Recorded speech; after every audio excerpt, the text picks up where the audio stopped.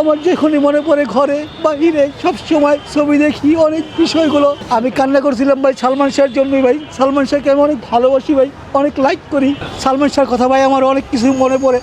আমার এক বন্ধু হট করে বলল, চলো আয়ুব একটা সিনেমা দেখে আসিস শ্যামলী হলে। যে আমি বললাম চলো, গেলাম পরে তুমি আবার ছবিটা দেখলাম, এত ভালো লাগলো। আজ যদি সালমান শাহর ছবি মানুষ দেখতে পারতো, তাহলে নতুন ছবি মানুষের দিলে লাগতো।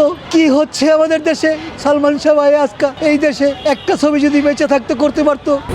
স্ট্রবেরি সুপার ডটেড ও ক্লাসিক ভ্যারিয়েন্ট সেন্সেশন জাগুক শিহরণ, তাহলে ছবিগুলো মানুষের ভিতরে লাগিয়ে গেত গা।